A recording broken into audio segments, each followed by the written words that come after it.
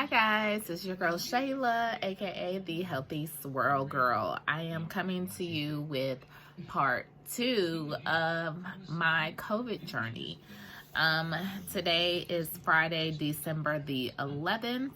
It is technically my 12th day since the onset of my COVID symptoms, and it is day 9 since I actually tested positive.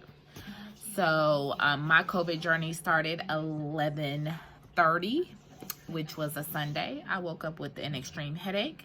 I talked about that in my part 1 video to you guys. So and I haven't made a video since last Sunday. And today is Friday. So I kind of wanted to just talk about how this past week has gone for me, and some new symptoms that I've just experienced with COVID, and some symptoms that have kind of gone away.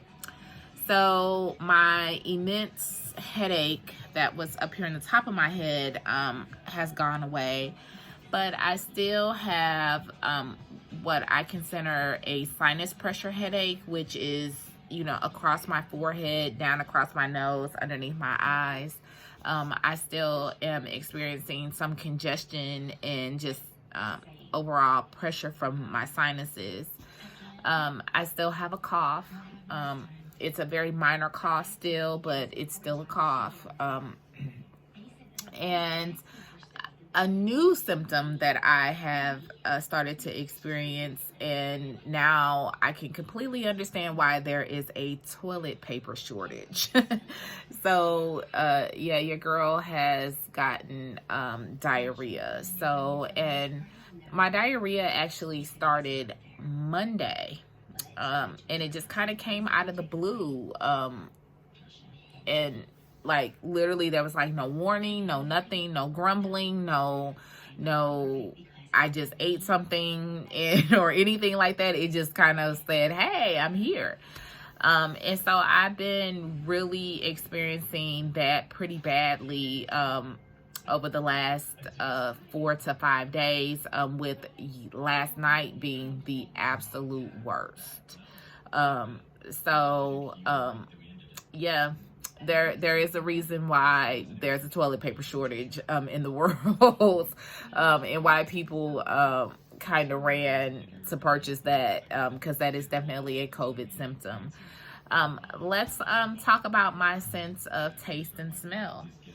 So starting Monday, this past Monday, my sense of taste and smell started to return.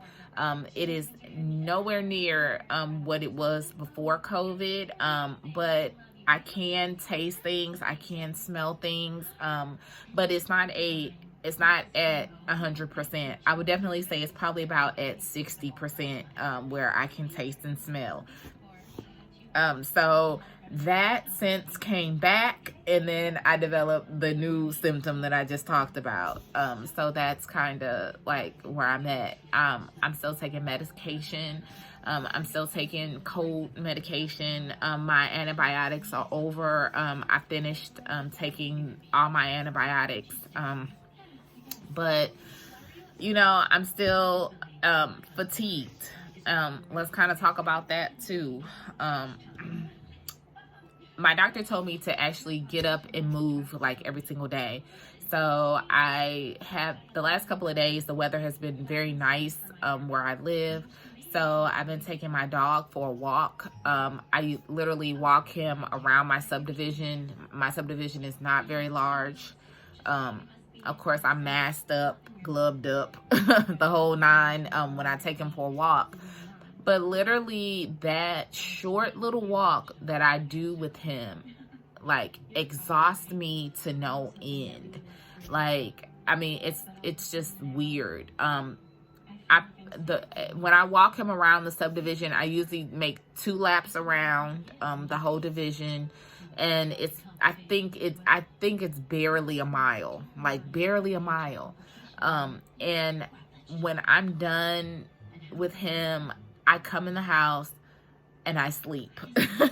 And I'm talking about, like, I go to bed, like, and I sleep for like 8-9 hours.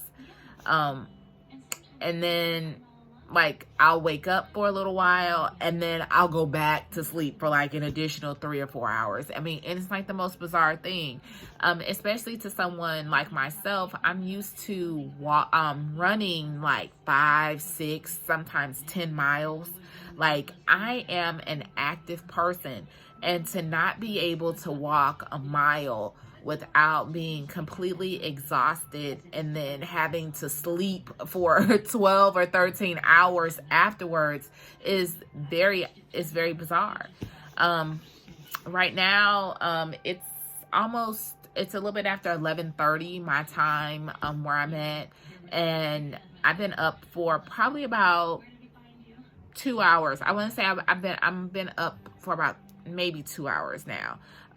I slept for like 9 hours last night. Woke up this morning, let the dog out for literally 5 minutes, got back in bed, slept for like an additional 3 hours. I mean, it was just like this fatigue thing is just so weird. I'm forcing myself right now to sit up, and then I'm getting ready to actually physically get up out of my bed and like get moving a little bit today. If the weather is nice, I'm going to try to take him for a walk again. But like, literally, like, I'm like drained. I don't really have the energy to do much. And if you can even look and see, like, I've got like little darkness underneath my eyes, because that's like literally like how tired I am. Outside of that, dealing with COVID is, it's been ups and downs. It really has been. It has really been ups and downs. I am blessed because I feel like I have what I consider not severe symptoms of it, where other people are way on the other end of the spectrum. There are people, I have not had breathing difficulties. Thank God. I have not had to be hospitalized for any reason. Thank God. It for me, I feel like, like I said, my symptoms have been, on the more very mild side. I do know, my neighbor, I found out yesterday, my neighbor across the street, her mother passed away from COVID. And, that's like so sad to me. And I just pray for her and her family, because she also told me that her father is currently diagnosed and battling COVID, and so is her sister. So, I just want everyone to just be safe. There is no one that is immune to contracting this virus. When you go out, unless you're riding in your car by yourself, put a mask on. I don't care if you're walking by yourself. I don't care if you feel like you're not by anybody else. You need to put a mask on, guys, because the best thing you can do for yourself is to protect yourself from this, okay? You do not want to be in my shoes, and you definitely don't want to be in the shoes of people that are in the hospital, okay? And the only way that you can do that is to protect yourself. I know that we are all tired of being cooped up in our houses. We're all tired of not being able to see our families and our friends. We're tired of not, doing things that we were doing, prior to this pandemic. But the only way that it is going to stop is if we make changes and we ourselves start to protect ourselves and protect others. It's crazy. Like, I watch the news from time to time throughout the day, and just to see the number of people that are dying from this virus, to see the number of cases that are being reported, to see people like literally like on just kind of like refusing to do their part and to help control this pandemic is just crazy. Even though they're coming out with a vaccine, the vaccine's not here. It's not here yet. Nobody in the United States has gotten one dose of that vaccine. Even though they've started over in Europe and other places to give people the vaccine, it has not made it here to the United States yet. So please do your part. Put a mask on, put gloves on, wash your hands. Use hand sanitizer when you can't wash your hands, because it's not going away. It like every single day the numbers are going up and up and up and up and up, and God forbid if you become a part of that number. That is really like my best advice that I can give to you guys.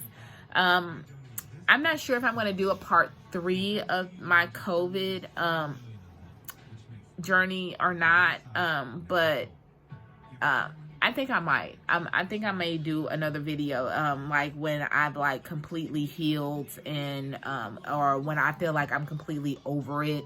I'm not completely over it. I can't return to work until all of my symptoms have subsided, and that hasn't happened because I'm steady getting new symptoms. It seems like every single week. One symptom may go away and I develop another one. That's kind of been my journey with this. But again, like I said, I am grateful because I have been able to weather this at home and I'm not in a hospital.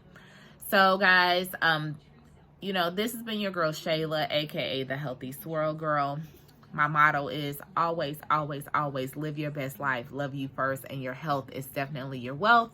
And I will see you guys with part 3 of my COVID journey. Hopefully, that'll be when I'm, able to leave the house and go back to work and kind of go back to the activities that I could do. So, guys, have a great rest of your weekend. Bye.